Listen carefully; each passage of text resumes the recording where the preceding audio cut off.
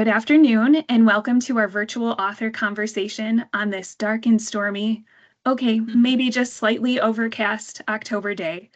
We're so glad you've chosen to spend your afternoon with us. My name is Emma DeLuz-Klein, and I'm the coordinator of Reader Services at Carnegie Library of Pittsburgh. It is my pleasure to introduce today's featured authors.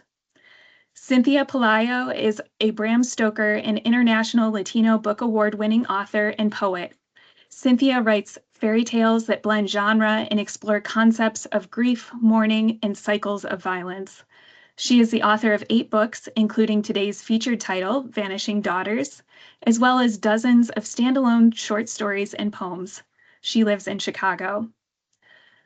Diana Rodriguez Wallach is a lover of haunted locations, feminist horror, and all things spooky.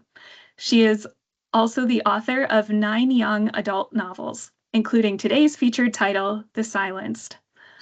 Her novel, Small Town Monsters, was named one of the 13 scariest books of 2021. She lives in the Philadelphia area with her husband, 2 children, and 2 cats. So welcome, Diana and Cynthia. Thank you for having us. Thank you.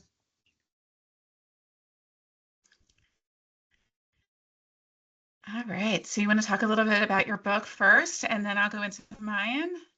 Yeah. Hi. Well, first of all, hi, how are you? Hi. I haven't seen you since The Silence was released, so congratulations. Thank you so much. Oh my God, and you had so many books released like this year. Like you've had like 5 books come out or with your re-releases. Yeah, it was a lot. I don't recommend it. Um, I'm like looking at the calendar. I was like, oh, it's October 25th. I could finally breathe and enjoy it. And I think it's just when you're in the promotion cycle, there's just so much going on, and it's just kind of nice just to sit back and really enjoy it and talk to people about our work. But yeah, I'll talk about Vanishing Daughters quickly. So that Vanishing Daughters was released in spring, and it is my slow pivot from like horror into like thriller. So it's still within the world of horror, but it does have thriller elements, and lots of my works tend to be genre blending. So there is a fairy tale component, a true crime component, and a thriller component. So that's Vanishing Daughters. I love that. So my latest book, The Silence, just came out in September, and it is my 3rd young adult horror novel, but my 9th overall. And it is set, I know we have some Pennsylvania audience here because we're doing this through Pittsburgh. It's actually set in the Philadelphia area. So it's my first book that I set in my actual hometown. I grew up in Delaware County, which is colloquially called Delco. If anyone has been watching Task on HBO or Mayor of Easttown, that is my native accent. But it's set at it's inspired by 2 real reform schools in the Philadelphia area, the Glen Mills School for Boys and the Slayton Farm School for Girls.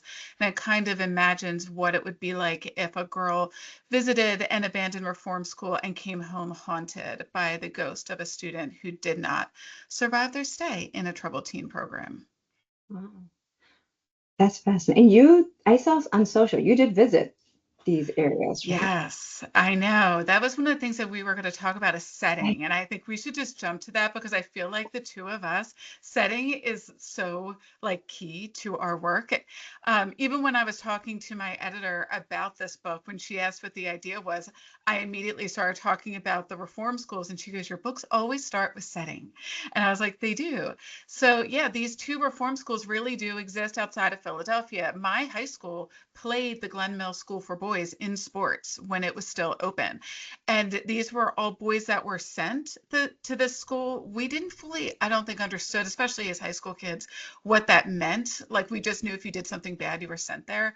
It wasn't until 2018, the Philadelphia Inquirer did this whole expose exposing all of the abuse that had been happening at this reform school. And it's horrific. I mean, these 2 properties date back to the 1800s. They're on land that was owned by William Penn, and they have been reform schools since the 1800s, which is just really creepy. Under Glen Mills in particular, there are all these tunnels to connect the buildings. It's not a school like you would imagine it. Like, it's not like a big building. It's like each of them has over 300 acres. I think Glen Mills is even larger than that, maybe 600 acres. And it's all these old farmhouses from the 1800s.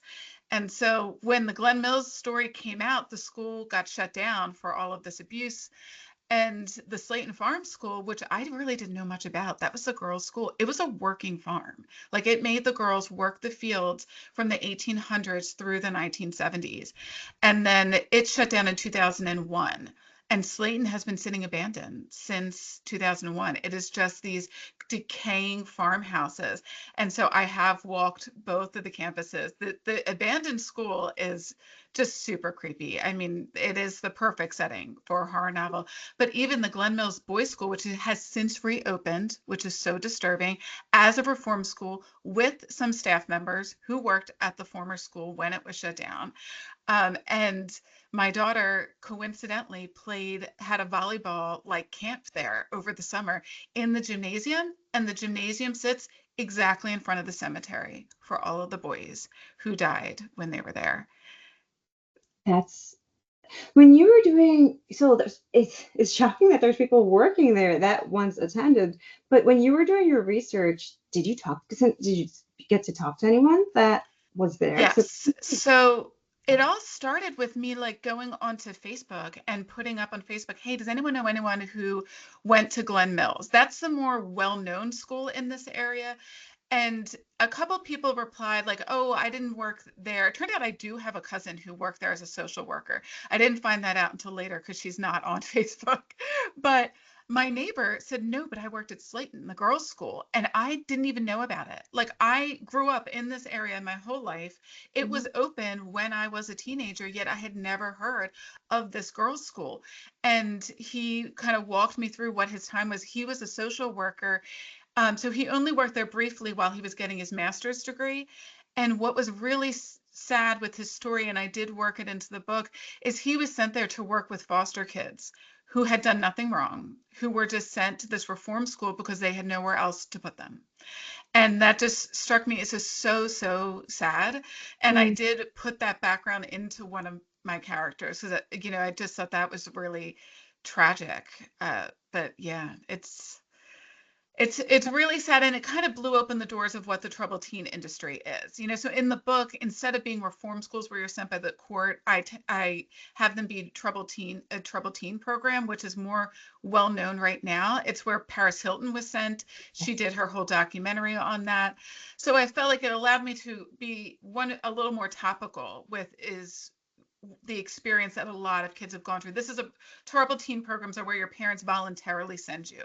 They sign over 51% of their parental rights to this program so they can do whatever they want. They often sign NDAs saying they won't talk about it afterwards, which legally are not binding, but they think they are.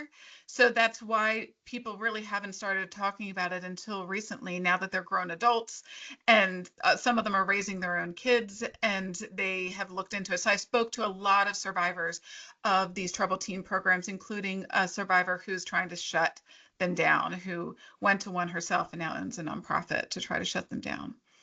Because these places are like black holes. You get sucked in, Mm-hmm. and no one really knows what happens in them. And that's why I like, what you write, because I feel like, the type of horror that you're exploring, these have like, they're based on real social issues. And that's sort of that's the type of work that I gravitate toward. But your earlier works, they were thrillers, right? Like your very first. So what made you start moving into or what drew you into the horror genre? Like, Well, I would say like the reason all of my books kind of like tackle something real, I do have a degree in journalism.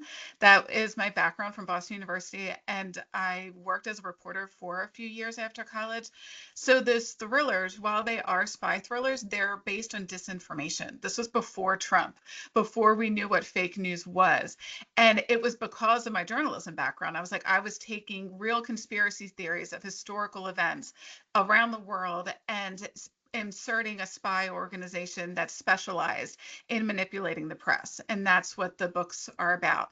And so when I go to switch to the horror genre, I think that's why I naturally gravitated to taking real historical events and manipulating them into a horror space.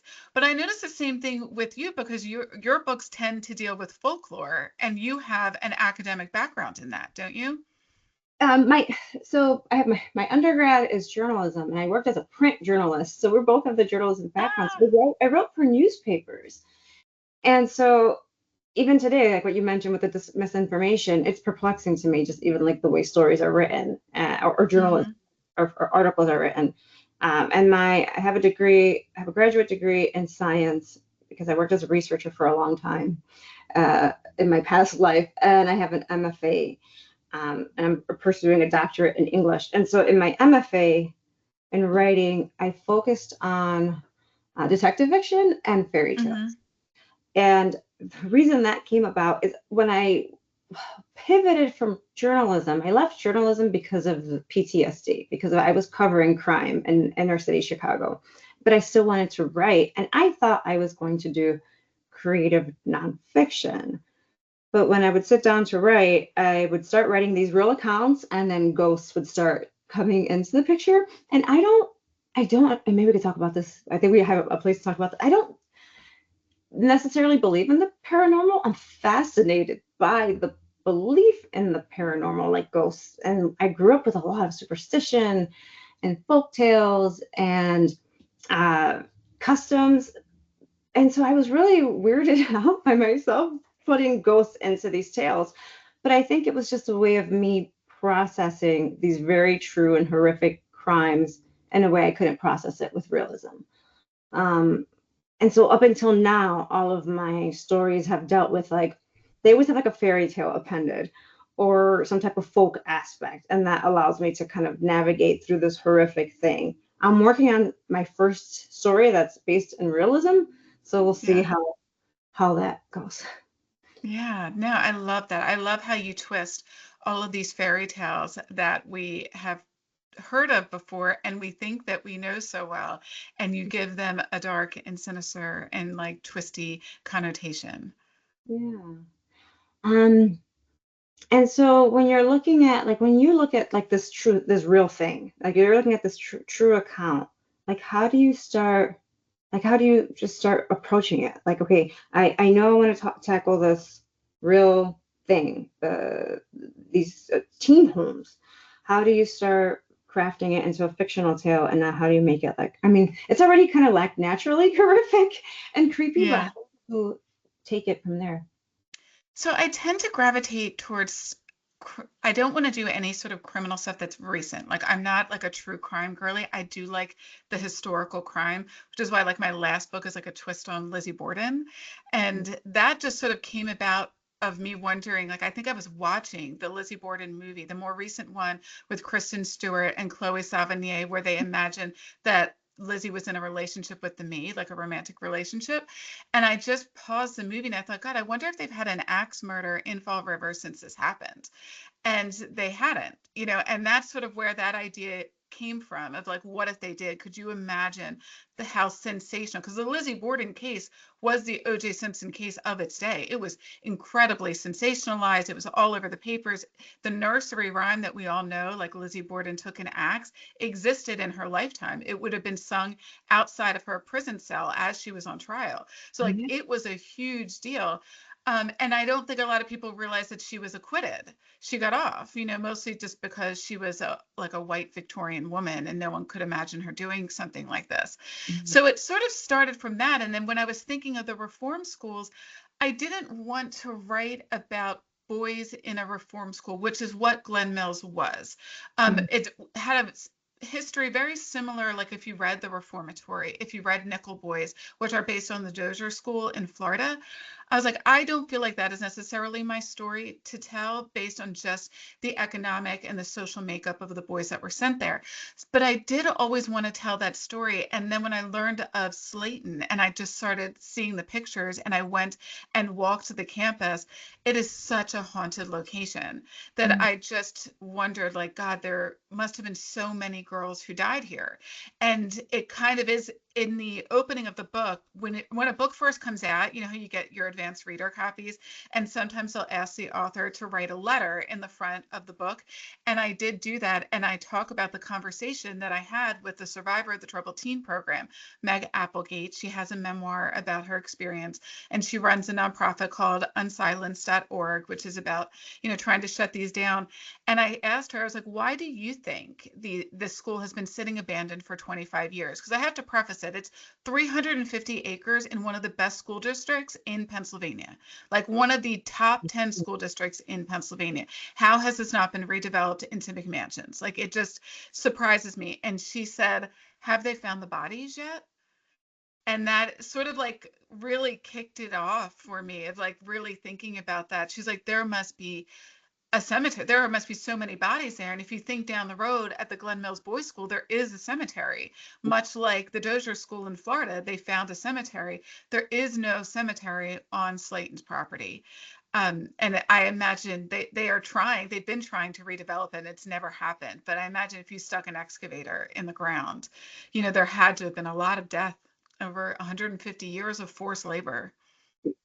Yeah. And yeah, no, that's absolutely horrific. Like, I was gonna ask, like, who owns that land? Right. That's a massive amount of property, and for nothing to happen there.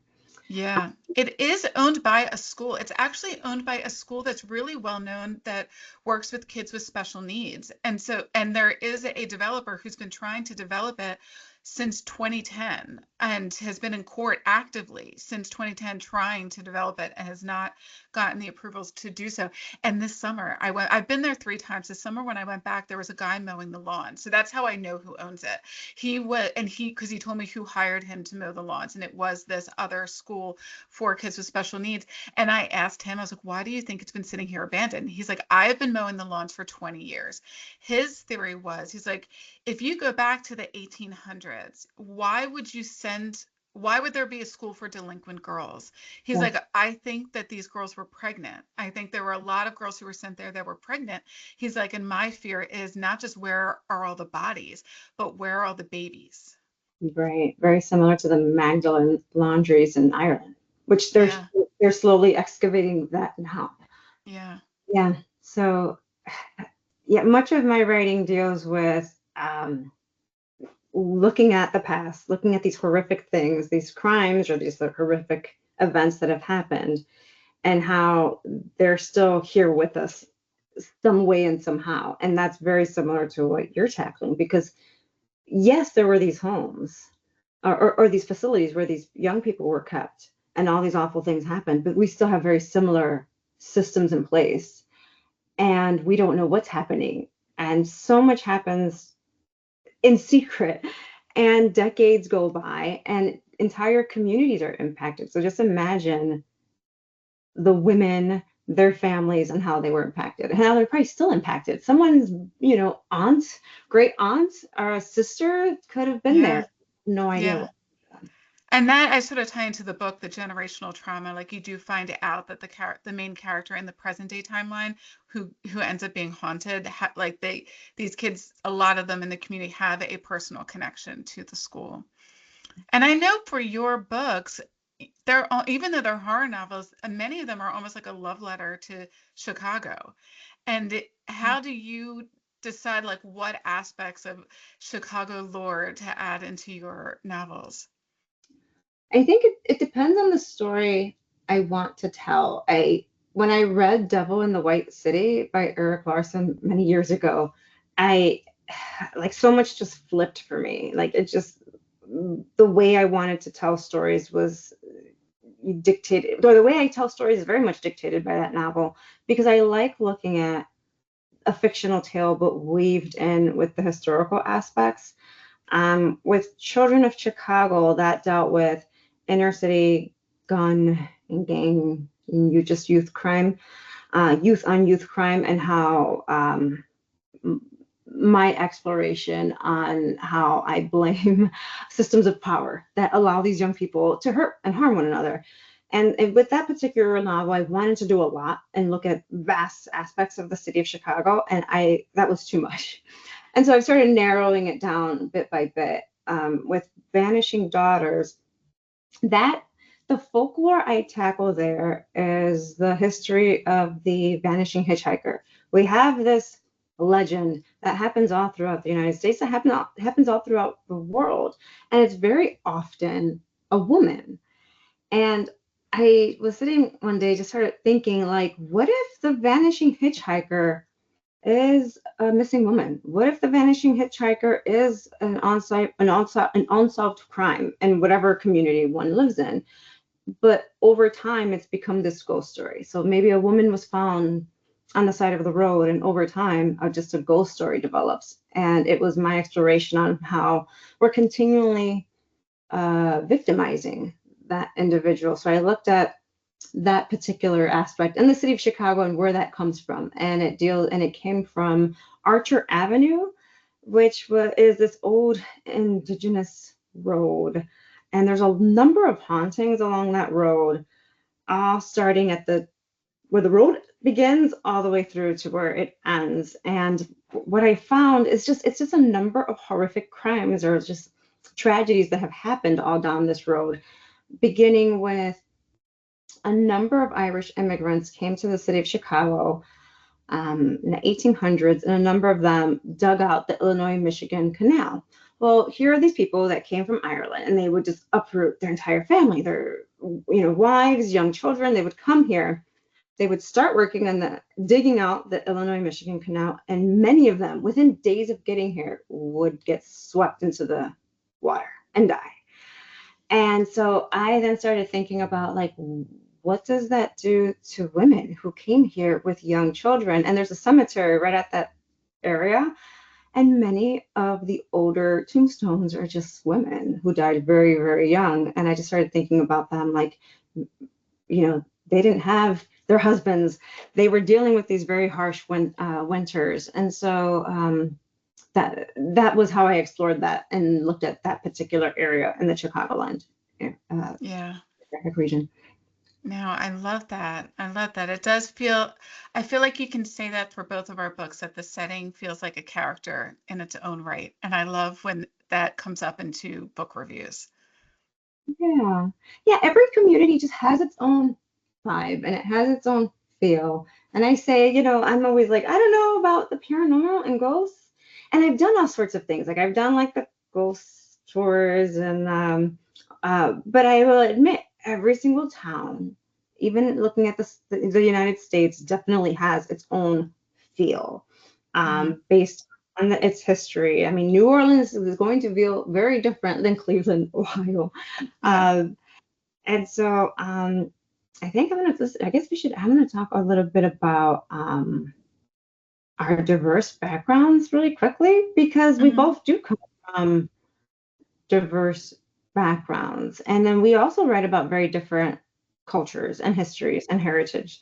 And so how does the work that you do inform that? Well, for The Silence in particular, I've written about possession in all three of my horror novels. And that's mostly because I find it my scariest trope. Having been raised Catholic, I think we are raised with a belief in possession. And I've tackled it the classic way in Small Town Monsters, where you have the Catholic priest come in. It's a cult that's spreading through town.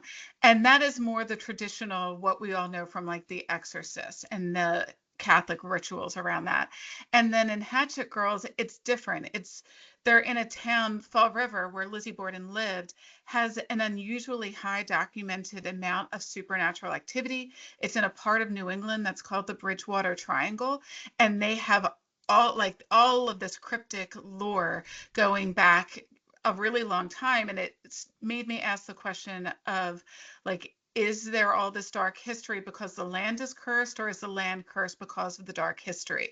Because even going back to like the bloodiest war in American history per capita took place in Fall River in their woods between the Native Americans and the colonists. So it's more like they're possessed by the environment, more similar to like Derry, Maine and It, where like the whole town is ingesting kind of a little bit of this evil.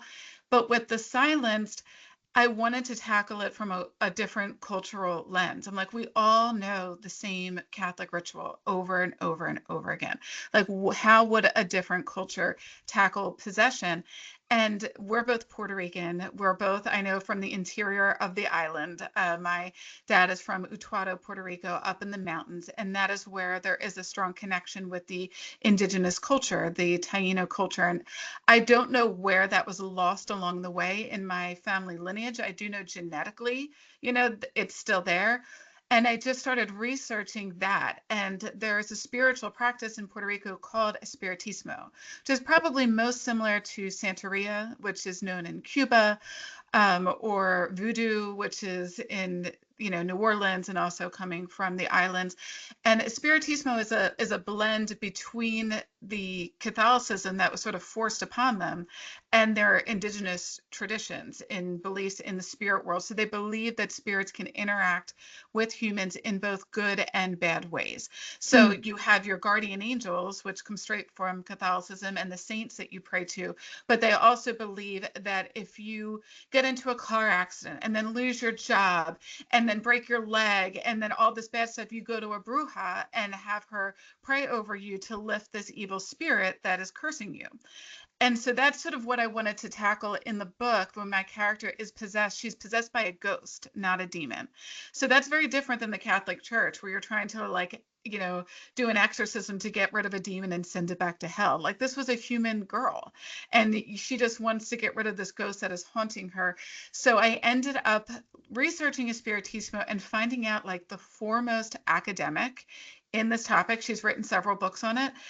She's Puerto Rican, and she lived in the Philadelphia area for a long while. She taught at Swarthmore College. She taught at Temple University, and now is living abroad overseas. And I just sent her a cold email. I read her books, and I said, hey, would you talk to me? She got on Zoom, and I told her what my book was about, and she sort of walked me through how you would handle getting rid of a ghost, like if you wanted to handle an exorcism of a ghost using this spiritual practice. And so I have my character is, half Puerto Rican. She has her sister who is also a believer, and her abuela, who is sort of like the one who's holding all of the legends from the island and kind of, teaches them what to do. That's amazing. I wrote, so we're both in an anthology. It comes out next year. And your anthology, not just an anthology. It's tied. Actually, we are changing the title, so I will let you know. Oh, really? Tentatively, it was, but beforehand it was titled "The Ghost of Where We're From," and my short story in it deals with Espiritismo and more the.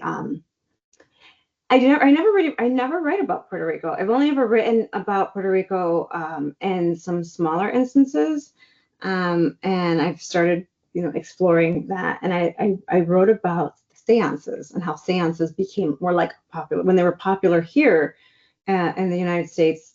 There was a lot of French influence that went to the island, but with Vanishing Daughters, what I was fascinated by is the idea of a ghost being trapped like in a loop, right? Like, so because the vanishing hitchhiker is there, right?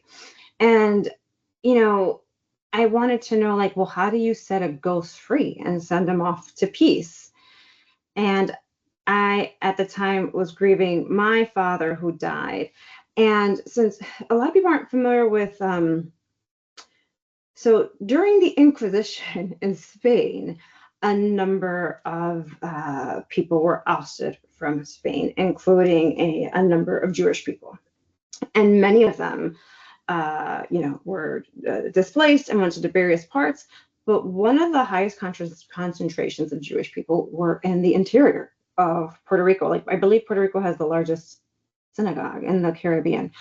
And so I always thought it was really interesting that my mother's side of the family had very conservative Catholic beliefs. But my father's side of the family, who came from the interior, they just kind of didn't really believe in anything. And then as I started researching, I was like, Dad, you're from this part where a number of Jewish people came and settled or to get away from all of the persecution at that time. And so I was really curious if that part of the family descended from that. And so because of that, they weren't really embedded in these types of practices. So my dad was never really religious. And so when I looked at Vanishing Daughters, I wanted to look at grief, death, and like consciousness, not in a religious lens at all. So like, how does one think about the other side? How does one, if there is a ghost that somebody comes across and they don't believe in religion, how do you go through a process of putting that memory at peace? And so that's sort of what I wanted to do. And that was like me honoring my dad, who didn't have like a formal practice. I was like, I think he would have liked that, because even so in Catholicism, we have we have different rites, and we have the what's the final one when you're Last rites. The last rites. So we had the last rites done for my dad, and my brothers were like, of course my mother's very traditional Catholic, and she's just very solemn, and me and my brothers are like in the corner, and my oldest brother looks at me and is like, he would be absolutely horrified right now. And like we were like giggling there, and my mom was like looking at us like, your dad's literally here at a deathbed. But it was just, we knew my dad was with us in that moment, because we knew he was probably like, what are you doing? I'm not even Catholic. Funerals are for the living. That's what I believe. It's to give your mom peace. That's what she needed. That's exactly what it was. And so we were like, and that's why I was always like, but we did it for her. And so that was my way of writing like these custom, or looking at something that way without a religious lens. But so how much time do we have? What's funny? So remember I told you I'd mentioned that academic that I spoke to? Yeah. Her last name is Romberg. She's Jewish and Puerto Rican. Yes. Yes, See? Raquel Romberg. She was Jewish in Puerto Rico. And I thought that was so interesting, because my husband is Jewish. So it's not a common, connection that you meet that many Puerto Rican Jewish people, but I have met several in my life, and she was one of them. Yeah. And so it's so when many of them came to the island, many of them took on like the imagery of Catholicism as part of just like in their house. But many of them just kind of didn't do anything within a religious context. And so it's just very interesting, like the history of the island, and the history of like the different waves of people that have come through. So that's, at least for my town where we come from, there was a pretty significant Jewish population that settled there. But yeah, Dad would have thought it was funny, those stories. So if you were, I wanted to ask, I guess we can move into like some fun questions. In terms of like horror right now, because you're exploring so many interesting trends. Like, what are trends that you see or that you're excited about seeing? I believe that horror is unique as a genre, in that you get to say a lot about society without saying it overtly. And I think if you analyze horror in the time periods that they are written, and then look at what was going on in society and culturally, there is a lot of connection between, that's why zombies were so big right then. That's why, different tropes were so popular right then. And so I think when I get asked this question a lot, especially now, why do you think horror is booming right now? Is the question that people are asking. I'm like, well, when I wrote my first horror novel, it was in 2019. It was the lead up to the election.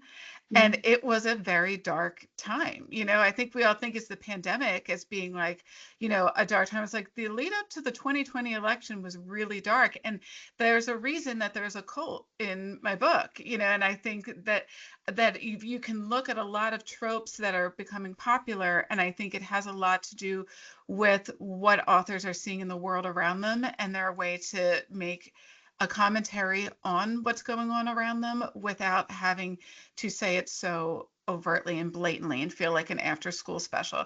I also think the reason it's booming is because, and this, for the majority of horror's history, it's been a white man's game. and now you're finally seeing women writing in the genre. You're seeing different ethnicities, different LGBTQ, different experiences. And I credit a lot of that to Jordan Peele and Get Out. I feel like that sort of blew the doors open and showed like you could take the possession trope, and if you analyze it from any other cultural lens, it would look very, very different. And I think that sort of opened the doors for a lot of horror novels to become more mainstream and not so niche and hidden in the corners. Right. Yeah, I agree completely. And I think, anytime we see uh, social political instability, there's going to be an uptick in horror. And I think horror can say so much at looking at, like with, and even not just horror, but you could just look at fiction and see the different waves that we've seen over time. We had the post-apocalyptic wave, even Hmm. zombies, we had a huge zombie wave. We're seeing a lot of transgressive horror and body horror right now. And what does that mean? And so, horror is always in conversation with society and societal shifts. I'm really curious to see horror tackle, uh, loneliness, because we're definitely living in this epidemic of loneliness and like isolation because of our screens. And like there's this lack of like third spaces. We used to have, growing up, we had the mall as our third space. Hmm. But we're even like coffee shops, like, I believe Starbucks is like closing 1,000 of those places. So what is that going to do to people long term? So I'm really curious to see that explored. Absolutely. Yeah. And I think you mentioned the body horror, and I think that ties in like even with what I was doing with like possession in the silence. Like it's a possession story and it deals a lot with using silence and solitary. Like that's the overt horror trope. But underneath it, it's teenage girls who have no control over their bodies. They're in this reform school and they have lost all autonomy. And I think body horror is something similar, exploring the idea of losing control over your body and not having any autonomy over your body. And I think the dots will be connected for future generations anthropologically when they study what was going on in the world when we were all writing this. Yeah, even just gosh, right, even just the like the frustration of being told this is where you're at and you can't leave. Like, yeah, that's just horrific. That's absolutely horrific. Hmm. And feeling like there is no one coming to help you. That Yeah. is, yeah, absolutely traumatic. Which is Um, why I think I write so much possession horror and why I find it the scariest trope is because the idea of not having control over your body is what I find the scariest. So whether it's a demon possessing you, a ghost possessing you, or being in a reform school, the idea of not having control over your body terrifies me. no, I agree, and I think that's why it's an aspect of horror that I've never really seen quiet down. There's always a different way that we can approach um, the possession angle, and it's that, it's the belief that I also teach writing, and I teach horror writing as well. And one of my students said something to the effect of, "But every story has been told." I was like, "No, not every story has been told, because there are different people who are telling different things, and they're telling it from their perspective, and it's just about looking at something from a different angle and a different lens, and you have a completely new story." Yeah, absolutely. Um, so I think I'm gonna start asking like some fun questions before we get to the audience. Yeah. What's the creepiest story or anecdote or a place that you visited or heard about that stuck with you?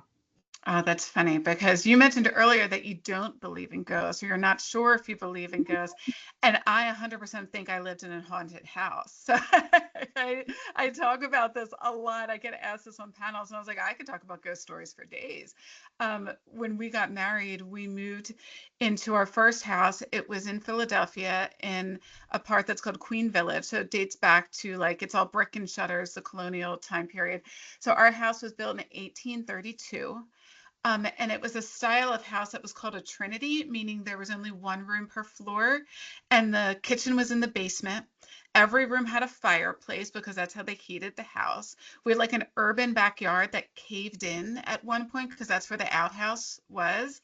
And all of my ghost stories are from the 7 years that I lived in that house. So it's like, I don't want you to think like I'm some crazy ghost person. I was like, no, it was only there. And I've lived in old houses. My current house dates back to like the 50s, but like nothing here. So I have a lot of ghost stories there. I always start with the only time in my life that I ever was a sleepwalker was in that house. I never sleepwalked before or after. And the first time it happened, so it's a vertical house, like I said, one room per floor, and it had a spiral staircase that was very narrow. You almost had to duck. All the treads were triangles that went around, so you could easily fall down these spiral stairs. And I wake up one night and I'm on the top floor of the house and I'm just sitting on the couch and my back is ramrod straight and I've got my palms on my thighs and I'm just like staring straight ahead. And at first I'm like, oh my gosh, I guess, did I sleepwalk up here? This is so strange. But when I went downstairs to the bedroom, on my bed, the sheets were pulled back in like a perfect triangle. Like they weren't rumpled, they weren't thrown off. It was like a mother peeled back, your covers and then like took your hand and like led you up the stairs.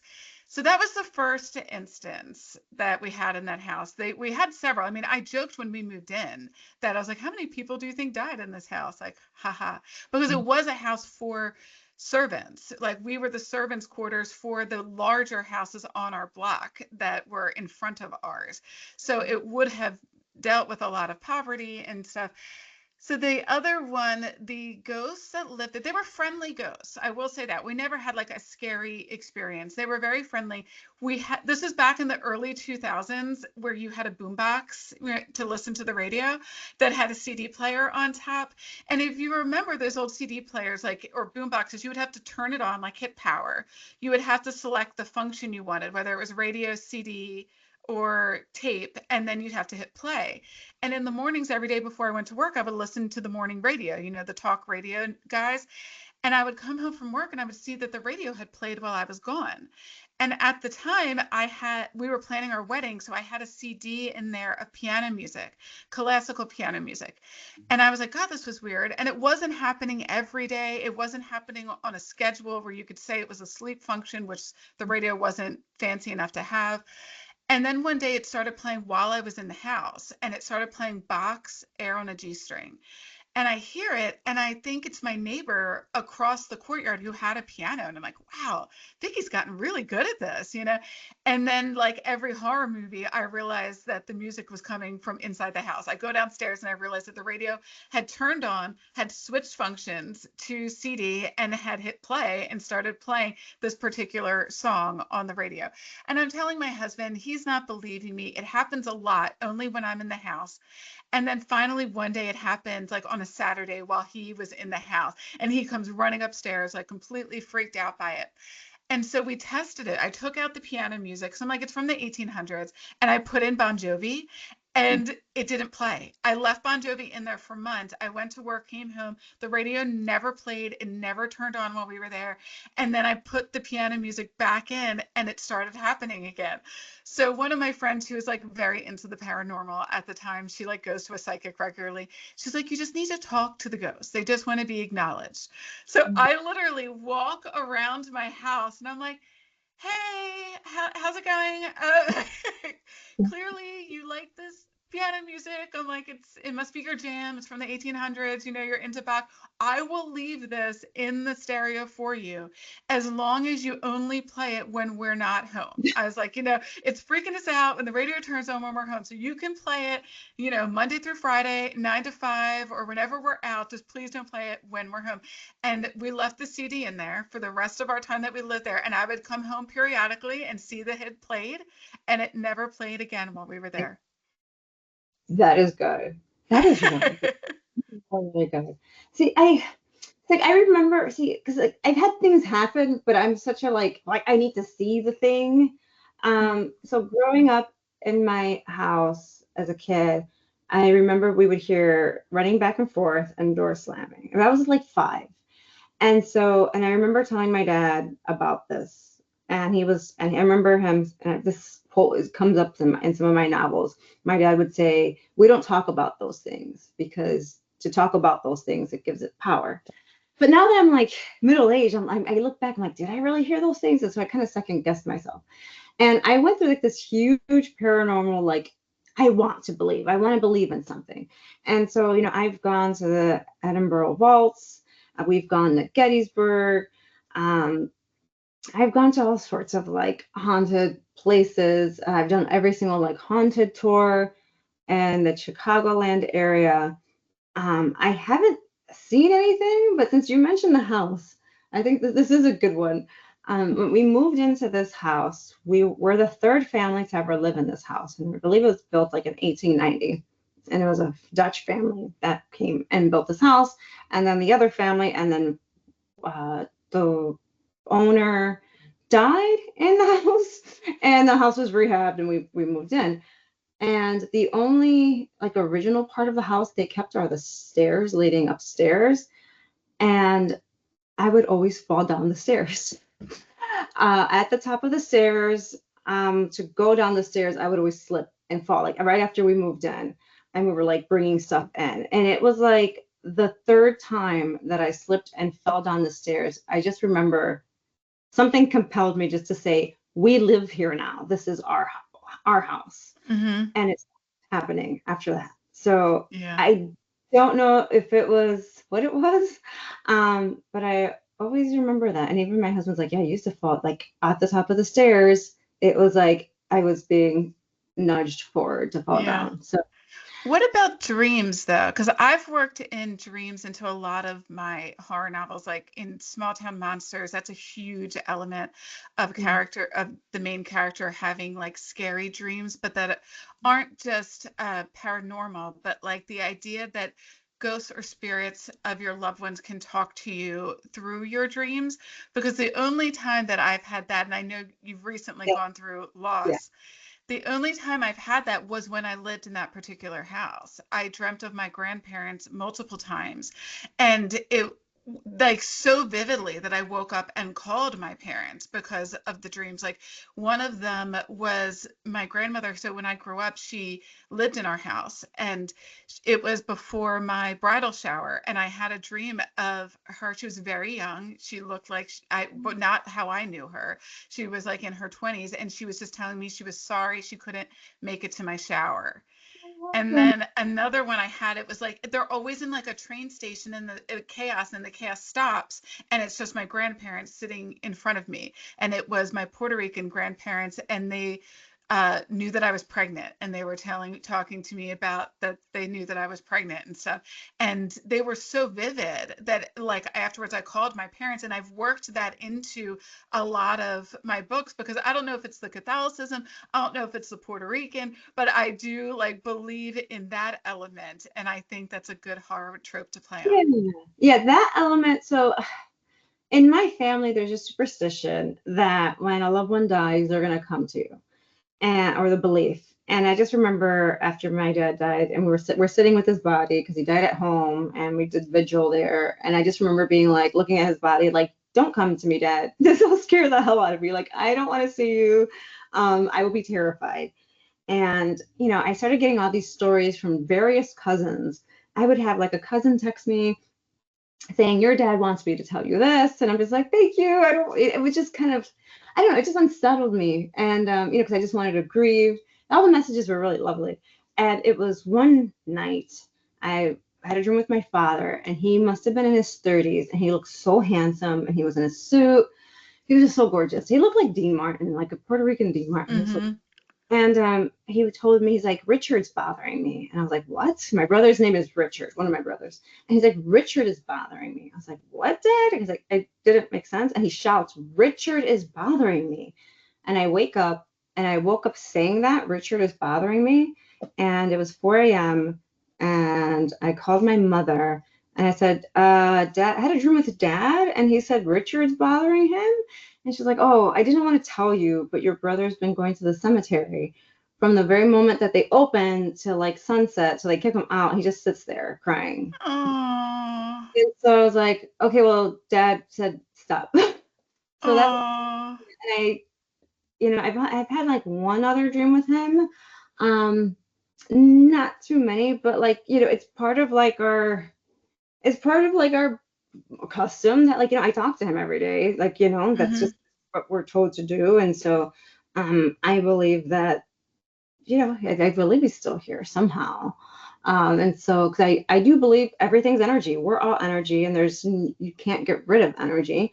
In terms of like seeing like a fully formed ghost appear, I haven't seen that. That's where I'm kind of Yeah, like, I've never seen that either. And I've never experienced a scary ghost. So yeah, all of my ghost stories have always been, even when I've gone to the haunted places, like I've never experienced a scary ghost, like you said, Gettysburg or, Eastern State Penitentiary or Alcatraz. I've never experienced anything there. This yeah. was just like living with a ghost, Mhm. It's super nice. Let's So do, there's a fun one at the end that was sent in, which yeah, is there a book from your childhood that inspired you to write horror? And I can go first so I can see your thinking because I actually like prepped for this one because I write YA horror, so I'm a little bit more in tune with children's books. So I have like since I'm home, this is like the benefit of Zoom.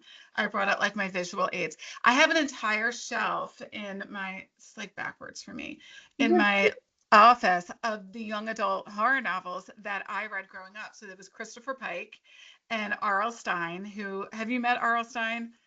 Have you had the opportunity to meet him? He's like he's known today for writing Goosebumps, but we knew him in the 90s for Fear Street.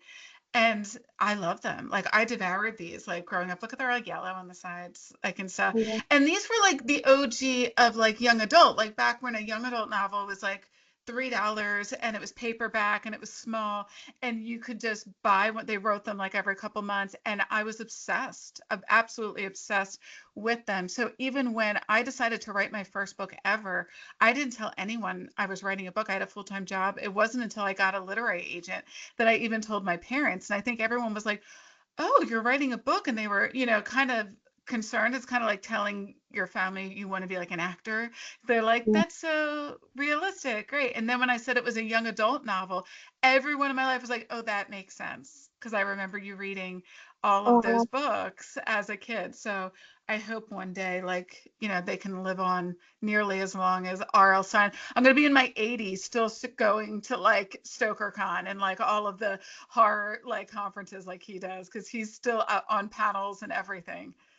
yeah. Like the energy. I need his energy. That's amazing energy that he has, and he's still Yeah, and writing. his wife, they both go. Like so many people. Like I went to an event. I think it was the ITW, International Thriller Writers. He's very active in that. I think he's one of the board members, and he and his wife are both there. They're in their 80s, and he's hysterical. Like he steals the panel, which is amazing.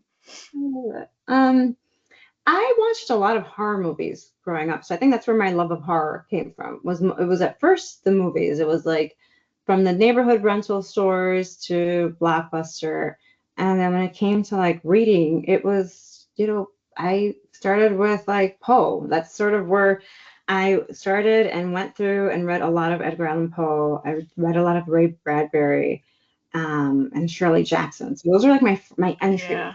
horror. So. Um, I think that's a fun question. So what do you do to decompress once you write all these like scary things? My God, you know what's funny about that? I was just before you logged on, I was just talking to the librarian at Carnegie High. Emma, thank you for all of this. But I was telling them that I watched this really scary movie last night. My daughter is into horror movies. So we watch a lot of horror movies together. She's in high school. And we watched one last night because right now on social media, there's all these creators giving their lists of what they think is the scariest movie. And this movie came up that I hadn't heard of. It's called Host. It's from 2020 and it takes place during the pandemic on Zoom, just like this. And it's these kids, these women who have a seance via Zoom and get haunted and all these scary things happen. And my daughter has not been scared by much at all that we've watched. And she's watching this and she's like, this is really scaring me. this one felt too real. Like it's sort of like found footage that if you find that scary. So afterwards we had to watch an episode of Modern Family. Like that is interestingly when I'm writing, it's the opposite. When I'm writing a horror novel, and because my books deal with so much like true crime stuff, there's been a lot of times I wrote Small Town Monsters in 2019. So I was doing the editing of it during the pandemic, and I had small kids. So to do that, I actually left and stayed at a hotel twice for like 3 nights just so I could just work uninterrupted because my kids had virtual school and it was just chaos. And so when you're working in a hotel, you only get a couple of channels on the TV. So after I was writing, I would turn on the TV and two shows were constantly on. It was either Friends or Law and Order SVU. And so I got into this ritual that I would like finish writing all day and then I would watch Law and Order SVU. And it's always my like ongoing joke that I think that is the scariest thing out there that isn't technically horror is Law and Order SVU. And so now to this day, whenever I'm writing something, when I've done like a long writing session at night, I want to like have a glass of wine and watch Law and Order SVU. Like that's the tradition. So yeah, Mariska Hargitay is part of my writing ritual.